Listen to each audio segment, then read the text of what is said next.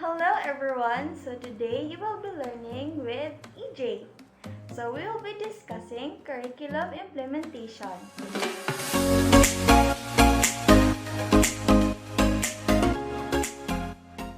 What is curriculum implementation? Before we discuss the meaning of curriculum implementation, first let us jot down the two terms, which is curriculum. Hi!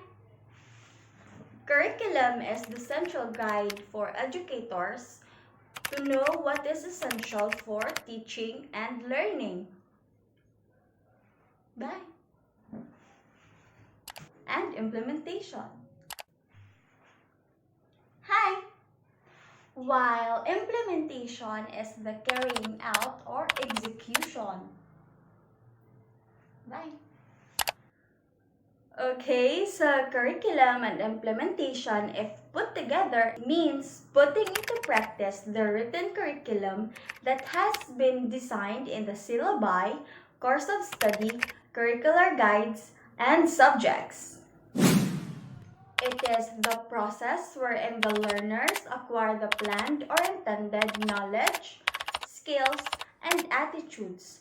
So, if you are familiar with lesson planning, we have the three objectives or the three domains, which is the cognitive, affective, and psychomotor.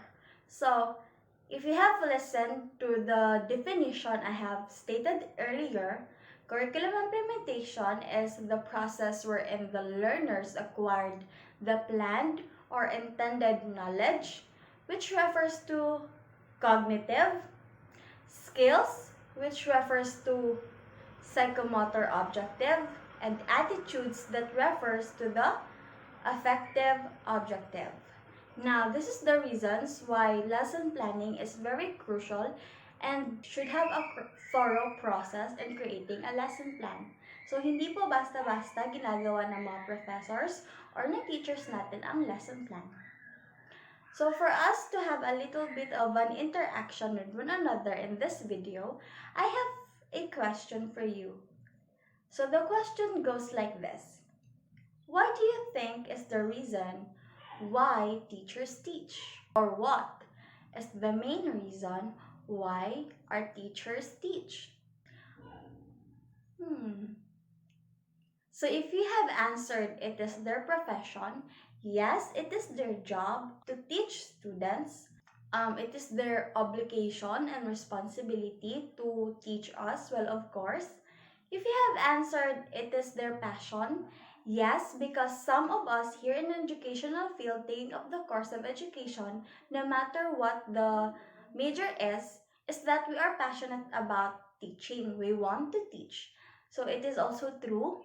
Some of you may say that it is the calling. The profession of teaching is calling upon us to teach, so it is also true. But the main reason why teachers teach is that they want their students, that they refer to as children, to learn and to reach their full potential for them to function effectively in the society. Now, there is no professors o walang mga teachers na gustong mapariwara yung mga estudyante nila. That's why most of our teachers always remind us to study well and learn. So, according to Ornstein and Hunkins in 1998, they have a different definition of curriculum implementation. So, according to them, it is the interaction between the curriculum that has been written and planned and the person who are in charge to deliver it. So, who are the people or the person in charge of delivering the curriculum? Yes, it is the teachers. The teachers are responsible or the person in charge to deliver the curriculum. So, according to Ornstein and Hunkins, the curriculum implementation has 4 implications. So the first is shift from what is the current to a new or enhanced curriculum. So the question is, why do the curriculum change, or why does the curriculum being enhanced or improved? Or the reason behind the enhancement and the improvement of curriculum or the change or shift in curriculum is that there are a lot of policies or there are a lot of pedagogies, methods, and techniques in the past curriculum that is not applicable and effective in today's setting. Which I mean by this is we have the basic education in the past, am I right? So we have improved this basic education to what we call K-12 curriculum of what we have now. So the reason why we have the K-12 curriculum is that our government or the DepEd wants us to be more competent and more able to function well if we adapt to the K-12 curriculum or we improved our basic education. Okay, so am I understood? For you to be able to understand it very well, so nagbabago ang curriculum natin depende sa mga estudyante at sa kung ano ang meron tayo sa kasalukuyan. So, there are previous teachings, methodologies, pedagogies, other techniques in the past curriculum that is not really effective if we apply it today.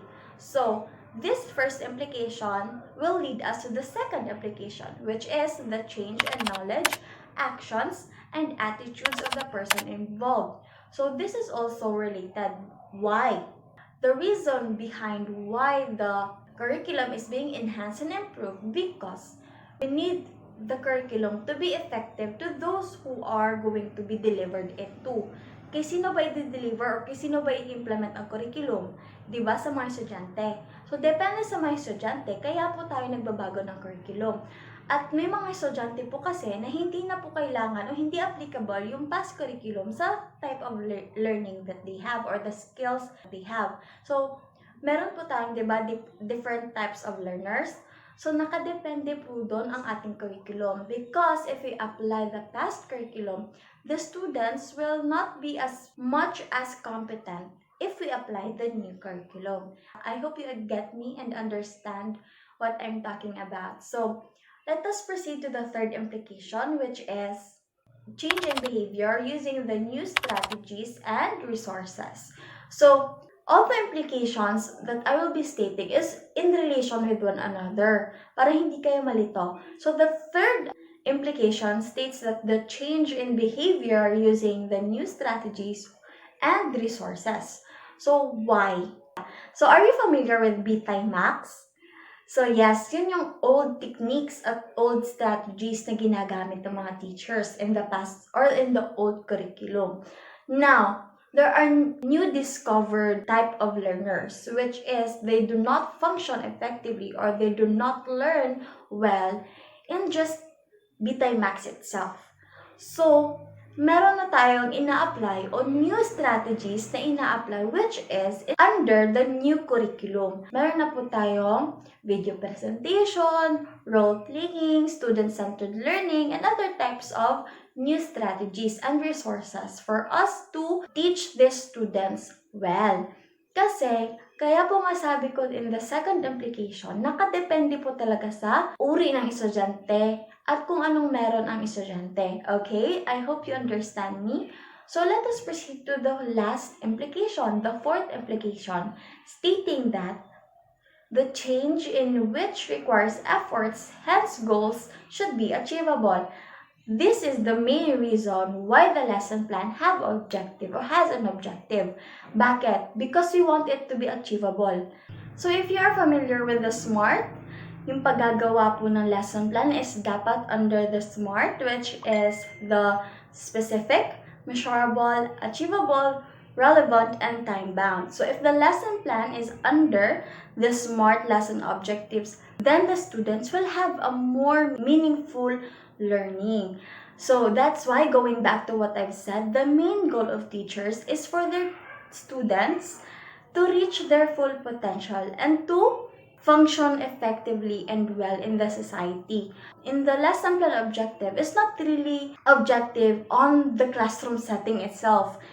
What I mean about this is, hindi lang po ang lesson plan achievable in just a one-day objective. With this, I mean that gusto ng mga teachers natin that these objectives or these goals is not really for only the compulsory of learning and achieving the lesson objectives, but for the students to have a long-term learning. Yung nadadala natin sa ating workplace, in the real world yung ating natututunan. So before we proceed, let's have a little recap. So Ornstein and Hunchkins define curriculum implementation as the interaction of the planned curriculum or intended curriculum and the person who are in charge in delivering it. So sino ba ang in charge? And there are the teachers. So according to them, there are 4 implications. And then let's proceed to Lux and Lieberman's definition of curriculum implementation in 1983. So according to them, curriculum implementation is the new practice and what it looks like when actually used in a school system. So if we have a term to be given in the definition given by Lux and Lieberman's, it will be trial and error, okay? They believe in implementing the curriculum, they have to be in a classroom setting for it to have a first-hand evaluation and analysis if the curriculum is really effective and can really lead into a more meaningful learning to the students. For them, in the classroom context, implementing means using the plan as a guide. So, ano ba yung plan na yon as a guide natin ng mga future educators? Okay, it is the lesson plan at saka ang curriculum. So, we based our lesson plan in the curriculum guide. And this guide is to engage with the learners in teaching-learning process with the end in view that learning has occurred and learning outcomes have achieved. So, how would we know if the goals have achieved? Kaya po meron sa lesson plan, meron tayong evaluation at meron po tayong assignments, okay? Dito natin malalaman if the abstraction or the lesson topic is being delivered properly and understood well by the students, okay? By evaluating them after is knowing if they have listened, remembered, or understand it well. Kasi dito natin malalaman kung sino ang mga estudyanteng hindi masyado naka-catch up sa lesson and malalaman din natin yung mga estudyanteng medyo advanced sa lesson. So, this is the way we could improvise or give alterations in the lesson plan or sa techniques na ginagamit mo. Dito natin ma-weigh in if what strategy works best in applying and teaching the lessons to those specific children. Kasi meron po tayong different types of learners o estudyante as what I have said earlier, okay?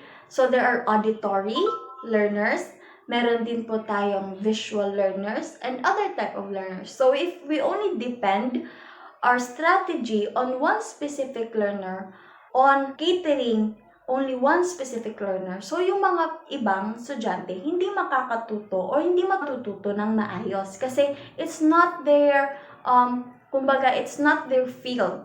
Hindi effective sa kanila ang strategy na ginagamit mo. So according to Lux and Lieberman's, this is curriculum implementation, trial and error on what is applicable, effective on the classroom setting.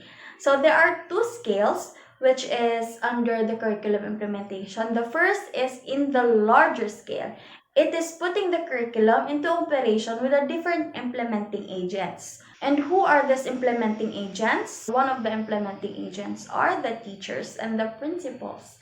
Okay, so curriculum implementation in a larger scale takes place in a class, school, district, division, or the whole higher education system.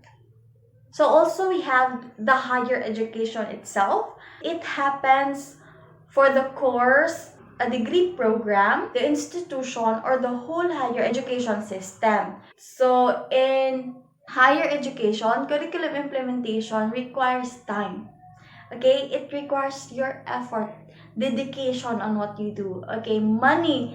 Syempre, sa mga gagamitin natin, sa mga resources that we're about to use in implementing the curriculum. And we have personal interaction. This is teacher-student interaction, which sometimes is really heartfelt kasi meron po tayong mga teachers na they consider us as their children or kanilang mga anak. They really go beyond the profession na teacher sila, estudyante tayo. Yung ganon, dito natin na show or mas nag-open up tayo sa teachers natin if we have this connection.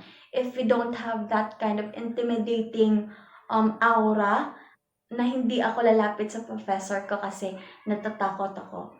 So there we have a personal connection. So personal contacts and support. So this is our guardians, our families, friends, and those who are acquainted to us, that gives us the willingness to learn. Okay? So I hope you have understand curriculum implementation with EJ. So let's have a little recap again. So according to Lux and Lieberman's, their definition of curriculum implementation is basing on the classroom context. For you to be able to understand it well, I have indicated a key term, which is trial and error, which the two author believes in, okay, applying what is effective in the classroom setting and improving to give these children or students a more meaningful learning. And we have the larger scale, which is the implementing agents. So we have the higher education system itself, which requires time, money, personal interaction, personal contacts, and supports. So that would be it for my discussion for today, and I hope you have learned a lot from me, and see you in another discussion. Bye!